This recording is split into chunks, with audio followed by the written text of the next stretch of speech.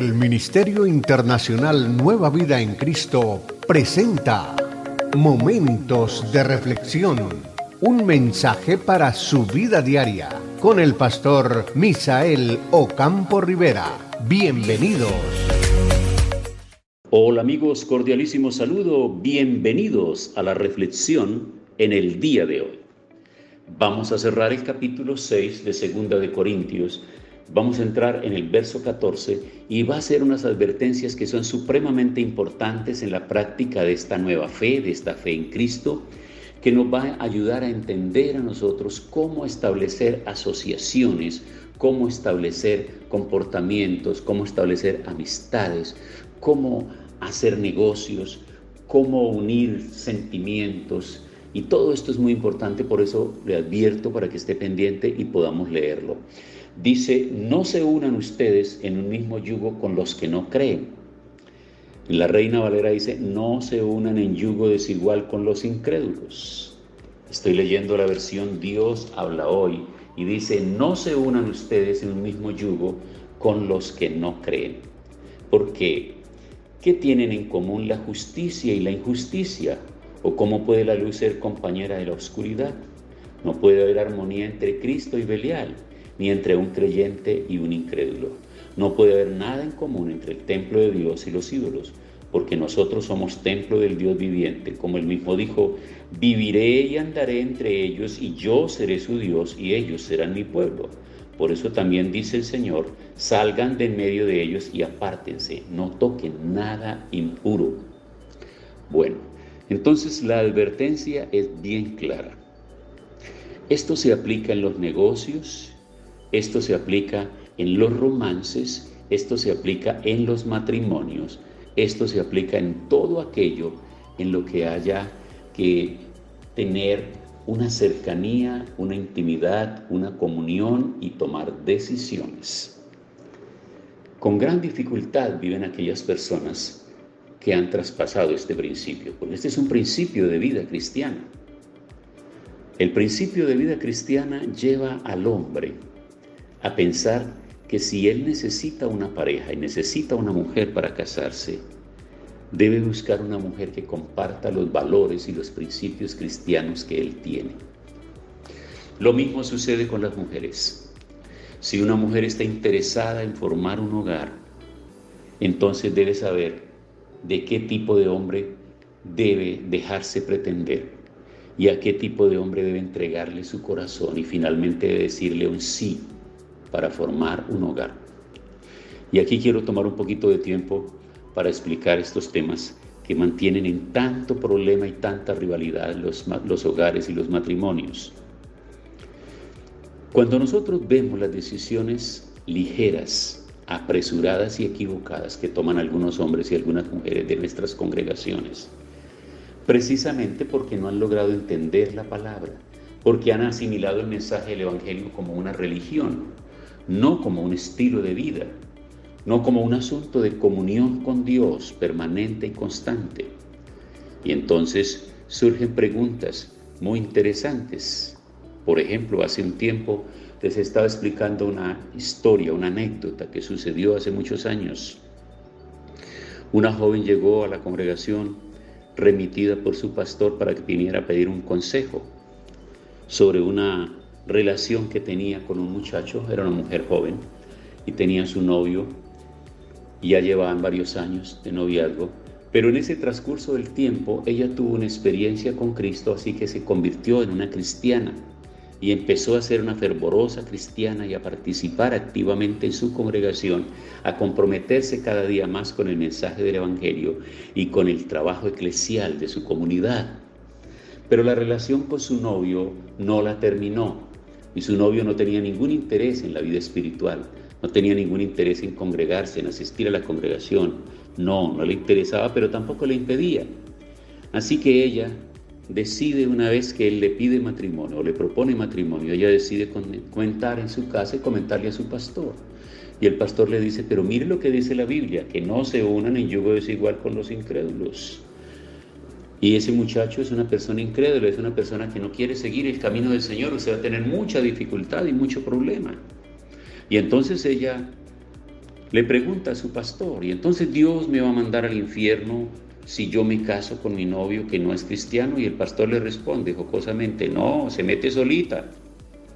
Dios no la va a mandar, usted misma se va a mandar. Se va a meter solita en una situación difícil porque va a traspasar el principio bíblico que dice no se unan el yugo desigual con el incrédulo. Entonces, mientras usted se viene a la iglesia, él se va a la calle. Mientras usted está queriendo crecer en su vida espiritual, él está queriendo establecer más y más contactos con sus amigos y pasar su tiempo en la calle. Es decir, ustedes van a tener muchas dificultades. Y cuando vengan sus hijos, va a tener mucha dificultad en la enseñanza de la fe, de los principios y de los valores, porque sus niños no van a ver en su padre el modelo que usted quiere que ellos tengan. Bueno, esto nos lleva a nosotros a pensar que a veces en nuestras comunidades cristianas tenemos mujeres que se dejan deslumbrar por aquellos hombres que no practican la fe cristiana, pero que simplemente no se declaran ateos o agnósticos, sino dicen, no, yo creo en Dios. Y vale la pena hacer la advertencia aquí, que no se trata de creer en Dios, se trata de creerle a Dios, que es completamente diferente.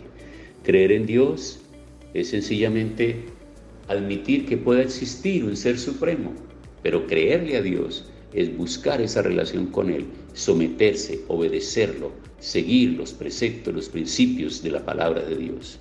Y hay una diferencia muy grande, porque la Biblia dice que el diablo cree, los demonios creen en Dios y tiemblan, mientras que hay hombres y mujeres que dicen creer en Dios y hacen todo lo contrario. Entonces yo he establecido a veces unos paralelos diciendo, si existe aquí un ateo y existe alguien que cree en Dios, pero ninguno de los dos le interesa hacer la voluntad de Dios, sino hacer su propia voluntad, ¿quién está en mejor condición que el otro? Pues el uno lo niega diciendo que no existe y el otro lo niega aceptando que existe, pero viviendo como si no existiera. ¿Ves? ¿Ves que no existe ninguna diferencia? Entonces, por eso aquí Pablo, antes de cerrar el capítulo, es certero en hacer la recomendación, para que allá en Corinto, que había tanto problema y tanta dificultad. Recuerde que en 1 Corintios, el capítulo 7, le escriben a él una serie de preguntas que tienen que ver con los problemas del matrimonio. Los problemas del matrimonio. La cultura que había en Corinto era una cultura que estaba bastante contaminada de inmoralidad. Recordemos que cuando los hombres llegaban al templo de la diosa, ahí había mujeres muy hermosas que las familias adineradas daban a sus hijas en servicio al templo para que ellas ofrecieran servicios sexuales a cambio de recursos económicos que pagaban los hombres cuando venían a los oficios religiosos. Y entonces con esos recursos que ellas percibían al estar en la intimidad con estos hombres, esos recursos servían para la manutención del templo, seguramente impuestos y todo lo demás. Cuando ahora estos hombres se convierten, entonces le escriben a Pablo preguntándole, ¿y ahora nosotros cómo vamos a manejar nuestra sexualidad? ¿Cómo vamos a manejar todo esto? Y él dice, y le responde en 1 Corintios, el capítulo 7, en cuanto a lo que me escribiste, bueno le sería al hombre no tocar mujer, pero a causa de vuestra incontinencia, cada una tenga su propio marido y cada uno tenga su propia mujer. Entonces, aquí vuelve otra vez a hablar, pero aquí ya está hablando de la condición que tienes que buscar para unirse en matrimonio, para unirse conyugalmente con alguien que realmente te ofrezca garantías, que comparte tu misma fe y aparte de eso que te promete matrimonio, porque la otra figura que estamos encontrando nosotros es que la gente se unen, forman parejas, pero no quieren casarse. Eso no corresponde a la fe cristiana. Les digo sinceramente, no corresponde a la fe cristiana, porque las garantías están dadas por parte de la palabra de Dios y están dadas por parte de la ley. Te casas, tienes todos los beneficios, pero si no lo haces, entonces tú no estás estimando la palabra ni te estás estimando a ti mismo.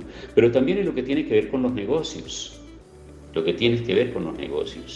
Y establece unas comparaciones, como que tiene que ver la luz con las tinieblas, el Satanás con Cristo, Cristo con Satanás.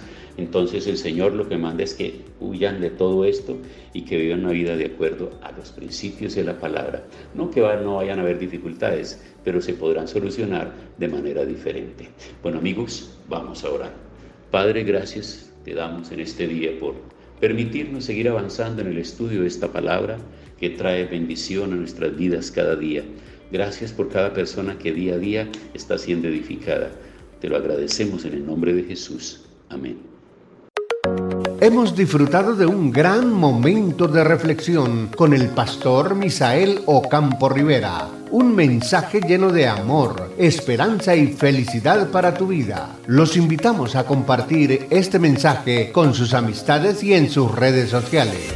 Búsquenos en YouTube y Facebook como Ministerio Internacional Nueva Vida en Cristo y en Instagram como @MinInternacional Nueva Vida. Momentos de reflexión.